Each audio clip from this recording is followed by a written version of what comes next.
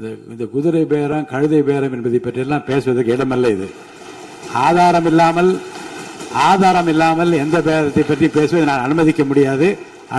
நீங்க அடுத்த இதுக்கு போலாம். 3 சீட்டர் சோஃபா 3 சீட்டர் சோஃபா இன்னைக்கு 5 சீட்டர் சோஃபாவா அப்கிரேட் பண்ணிருக்கீங்க.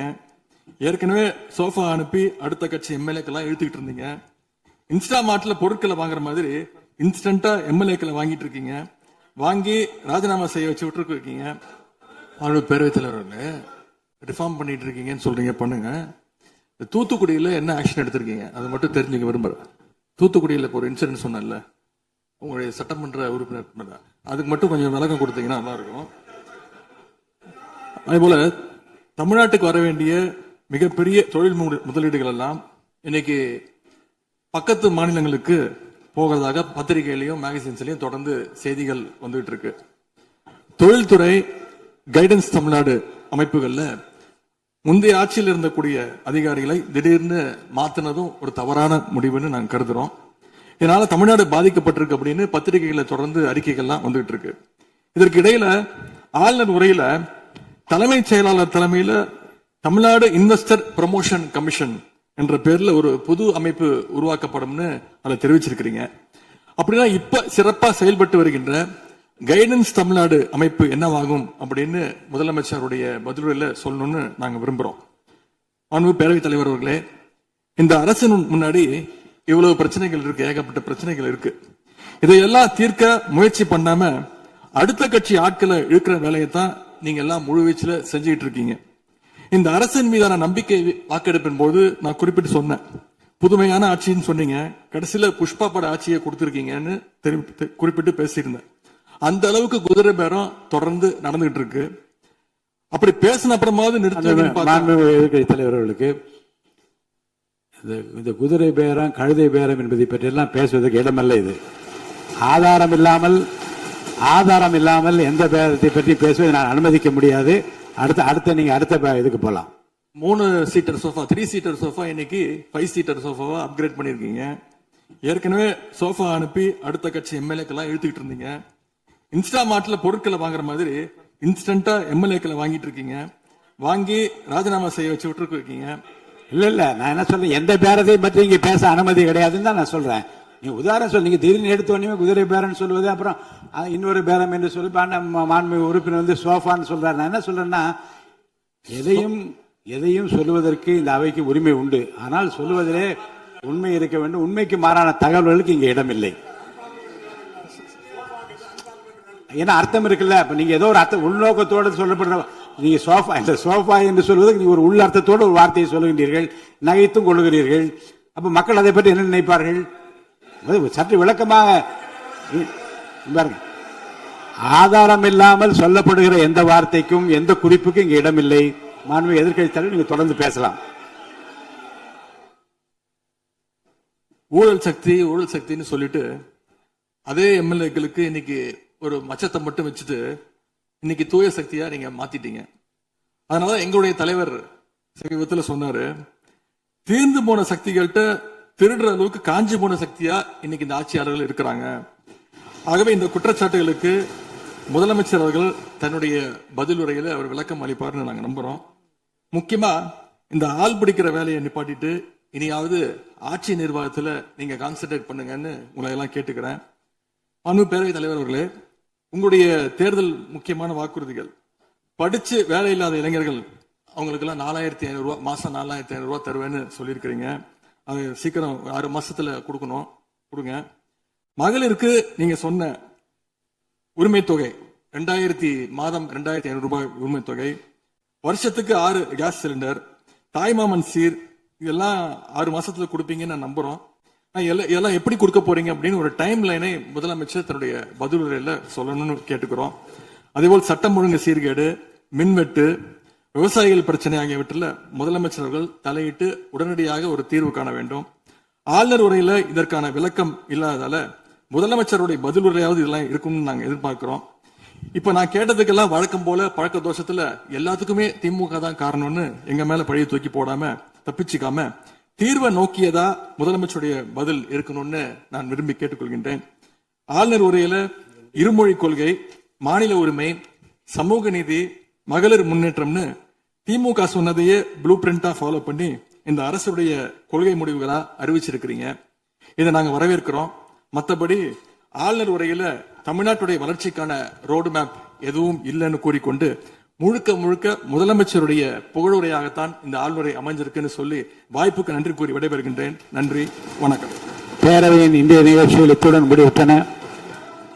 மாண்புமிகு பள்ளி கல்வித்துறை அமைச்சர் பேசுங்க. ஐயா, மாண்புமிகு பேரவைத் தலைவர் அவர்களே, பேசுங்க. மாண்புமிகு பள்ளி கல்வித்துறை அமைச்சர் பேசுங்க. உட்கார். மாண்புமிகு பேரவைத் தலைவர் அவர்களே, ஒரு செய்தி விளம்பரத்துறை அமைச்சர் என்ற முறையில் இந்த மாமன்றத்தில் மதிப்பிற்குரிய எதிர்க்கட்சி தலைவர் அவர்கள் சொன்ன சில செய்திகளுக்கு சில வரி விளக்கங்களை உங்கள் மூலமாக வழங்க விரும்புகிறேன். தன்னுடைய பேச்சிலே மாண்புமிகு எதிர்க்கட்சி தலைவர் அவர்கள் சில விளக்கங்களை ஆக்கப்பூர்வமாக ஆதாரத்தோடு கூறியிருந்தால் அதை குறிப்பெடுத்து அதன்படி இந்த தமிழ்நாடு அரசு தன்னுடைய திசைவழி போக்கை சரியான முறையில் செலுத்திக் கொள்ள தயாராக தான் இருக்கிறது. நான் முதல்வன் திட்டத்தை முடக்குவதற்கோ மாற்றுவதற்கோ எங்களுக்கு எந்த திட்டமும் இல்லை. ஆனால் சில விஷயங்களை தெளிவுபடுத்த வேண்டும். 40 நாள் விரதம் முடிப்பது போல 40 நாட்கள் ஆட்சியை இந்த தாவேக அரசு நிறைவு செய்திருக்கிறது. இந்த 40 நாட்களும் பார்த்து விட்டேன், ஏமாற்றம் மட்டும்தான் மிச்சம் என்று அவர் சொன்னார். ஆனால் மக்கள் திமுகவினுடைய 40 நாள் அல்ல 5 ஆண்டுகளையும் பார்த்துவிட்டு அந்த வந்த ஏமாற்றத்தால் தான் இப்படி ஒரு தீர்ப்பை எங்களுக்கு வழங்கி இருக்கிறார்கள். ஆளுநர் மகிழ்ச்சி, அமைச்சர்கள் மகிழ்ச்சி, ஆளுநர் மகிழ்ச்சி என்றெல்லாம் சொன்னார். இந்த அரசில் தமிழ்நாடு மக்கள் மகிழ்ச்சியாக இருக்கிறார்கள் என்பதை தான் இன்றைய சட்டமன்றத்தினுடைய போக்கு காட்டுகிறது. நான் முதல்வன் திட்டத்தை பொறுத்தவரை தமிழ்நாடு முழுக்க இருக்கக்கூடியவர்களை நான் முதல்வன் என சொல்ல வைத்துவிட்டு ஒரே ஒரு குடும்பத்தில் மட்டும் முதல்வர்கள் வந்து கொண்டிருக்கின்ற போக்கை மாற்றுவதற்காக தான் இப்படி ஒரு சட்டமன்றம் அமைந்திருக்கிறது.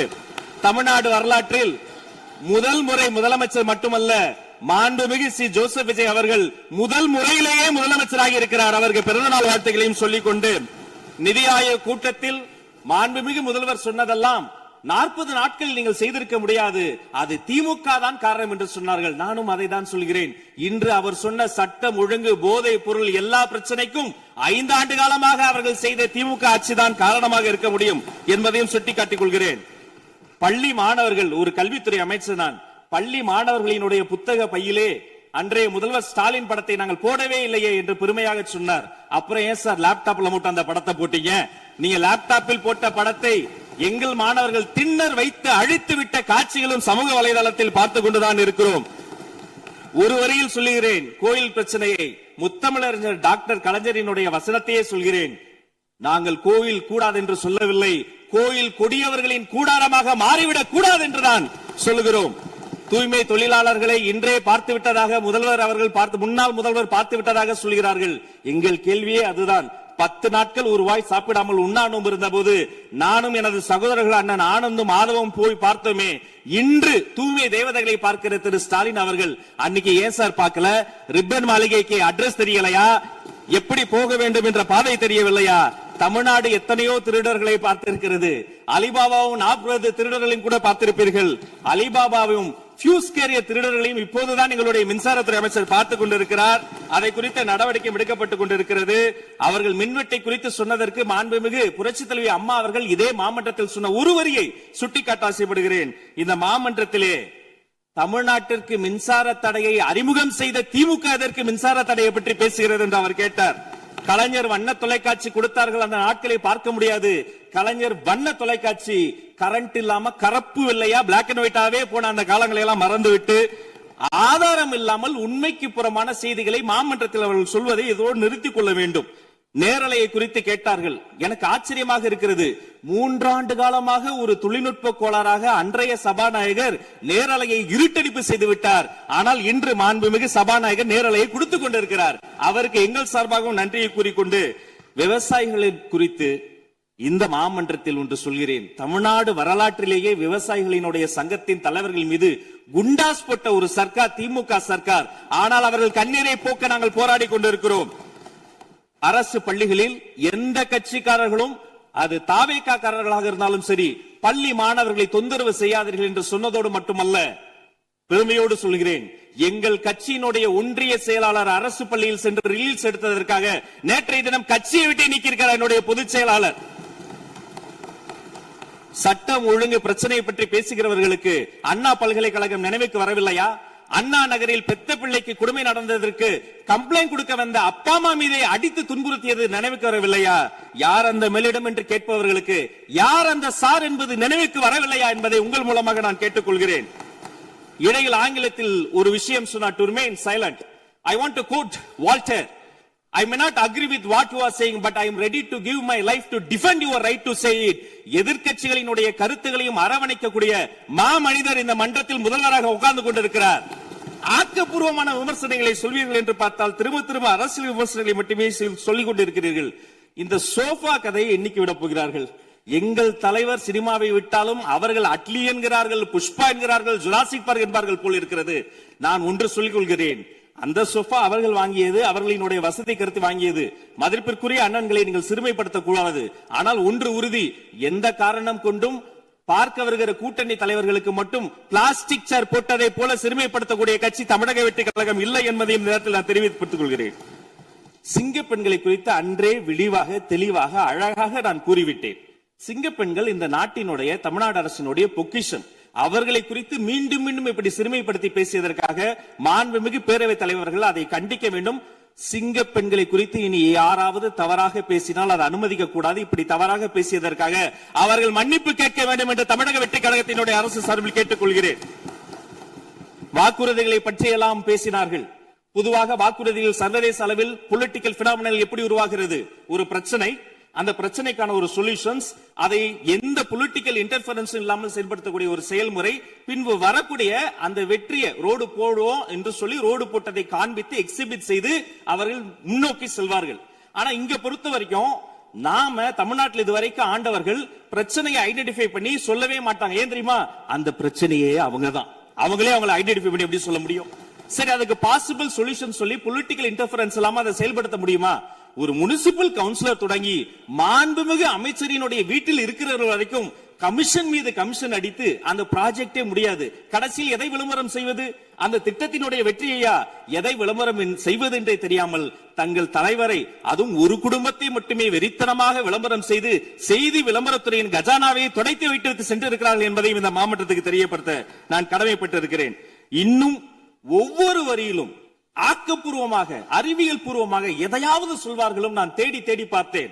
அவராக 40 நாட்கள் தேடி பார்த்து ஏமாற்றம் அடைந்தார். நான் 40 நிமிடத்திலேயே ஏமாற்றம் அடைந்து விட்டேன்.